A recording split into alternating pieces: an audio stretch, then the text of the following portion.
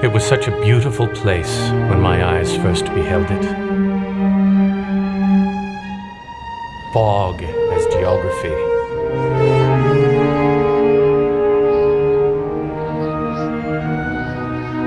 The bay.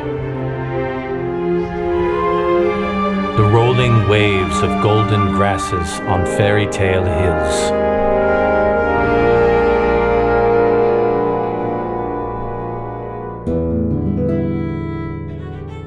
I came expecting to open a bookstore in some godforsaken mission outpost.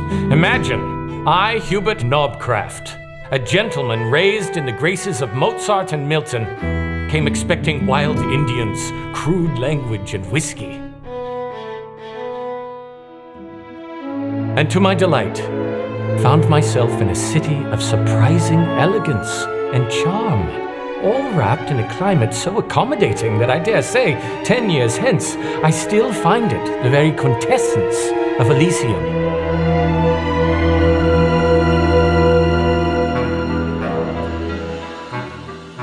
But its politics was corrupt to the core. Its very breath steeped in liquor.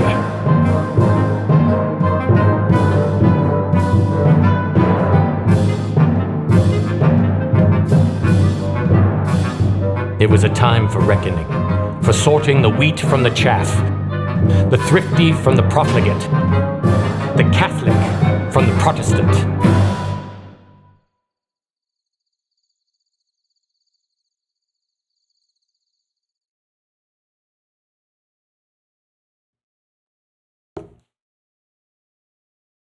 I digress. You wanted to know how we could have brought the state so close to civil war and secession, and so suddenly reversed course? Well, it is not that easy to tell. I should really have you wait until my manuscript is finished. Well, it really all started on Good Friday, near St. Mary's Church.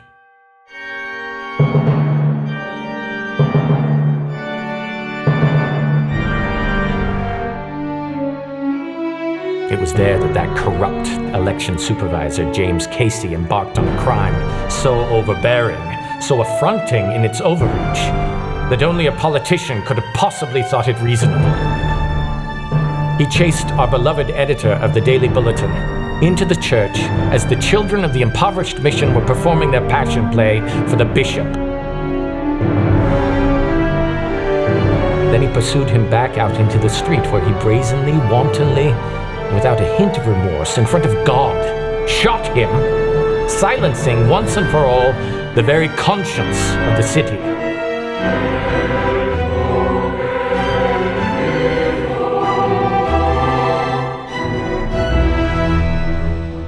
It was only then that the genteel veneer of the people cracked. How polite we had all been, but just 1 minute prior.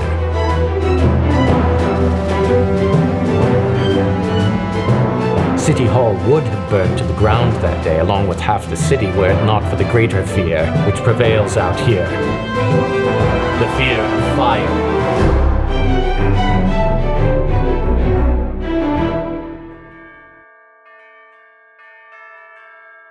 But, as with all things under the hand of God, out of fear and chaos arose a mighty machine, the voice of the people, the Great Vigilance Committee of 1856.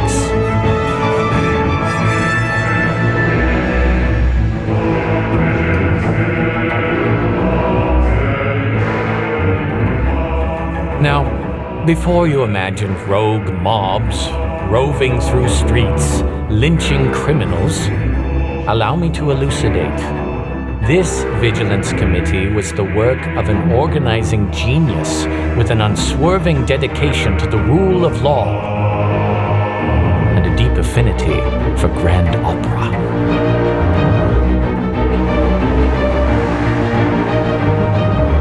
That very night, 2,000 men signed the oath of obedience and absolute secrecy.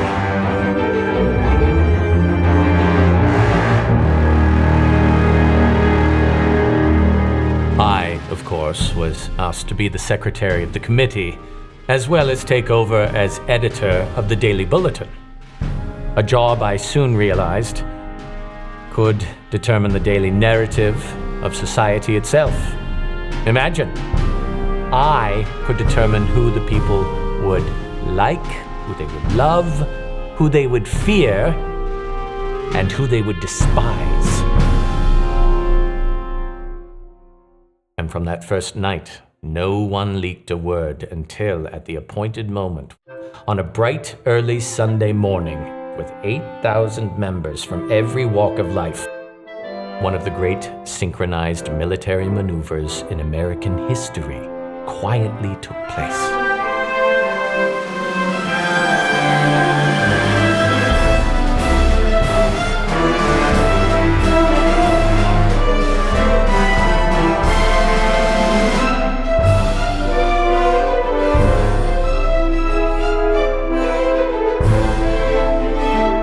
In one fell swoop, without a shot fired or a single violent utterance, we captured Casey, and the city fell to us like a house of cards.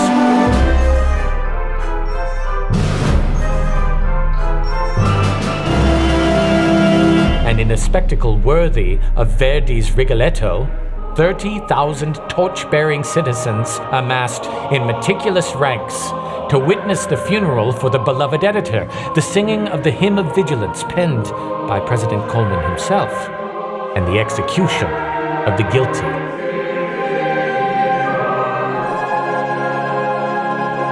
That, sir, is justice as art.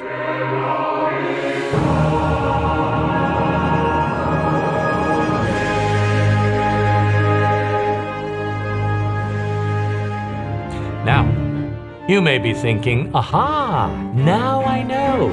This is a story about the overthrow of the government by a vengeful populist movement populated with star-crossed lovers. But you would be assuming incorrectly again. It is far more than that. I haven't even told you about the tyrannical little nun, whose entire mission at the time was sideways to the committees and, well, to the church itself.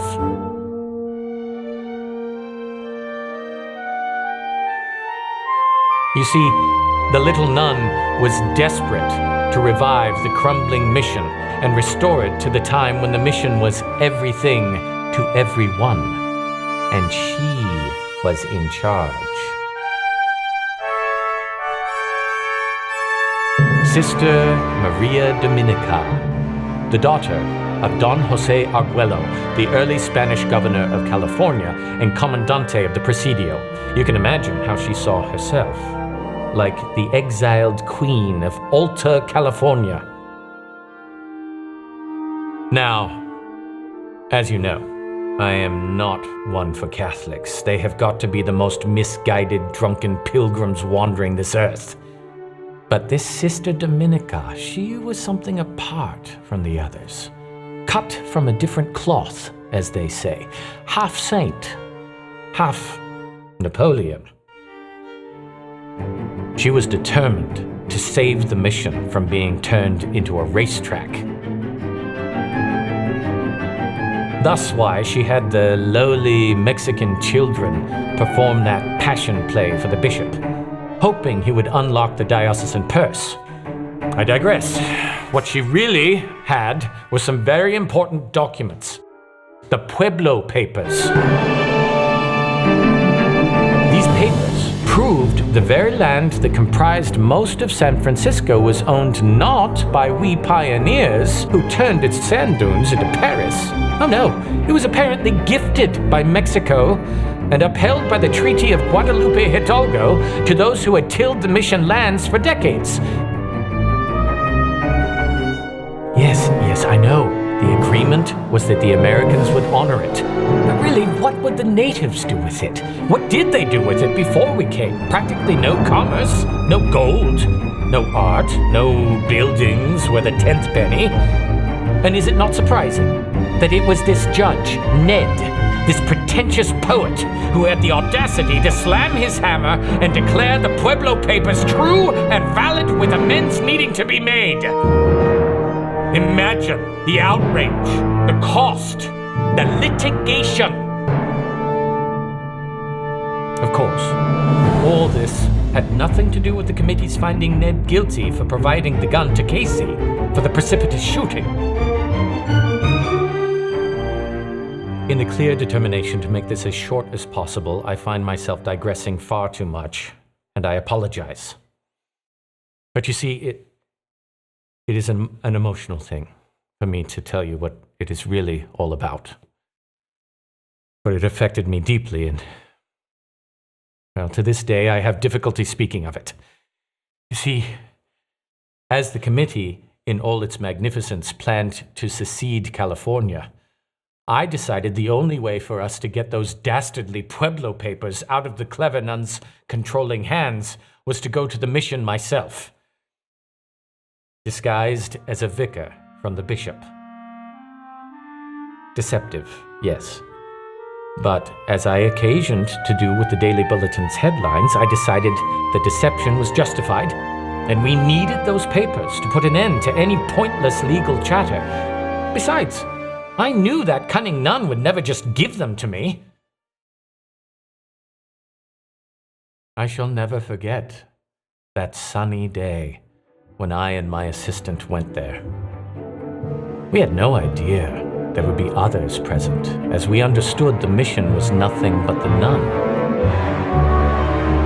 But there were others there, themselves disguised as friars and novices, fugitives from the committee. Some of them, people I had never met, yet destroyed in the press.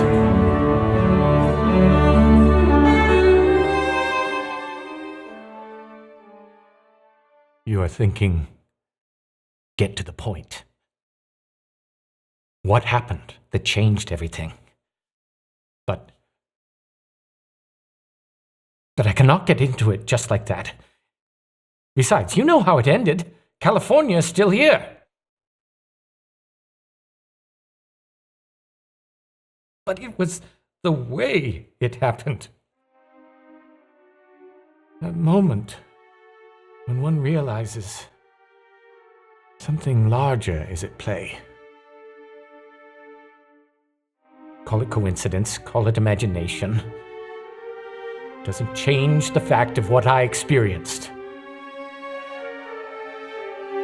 It is just hard to talk about, which is why I write about it instead. You'll just have to wait until my manuscript is finished.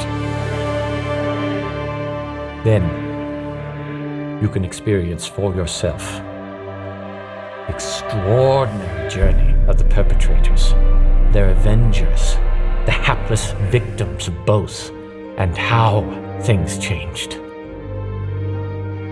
For I tell you, it is truly one of the greatest forgotten spectacles of American history.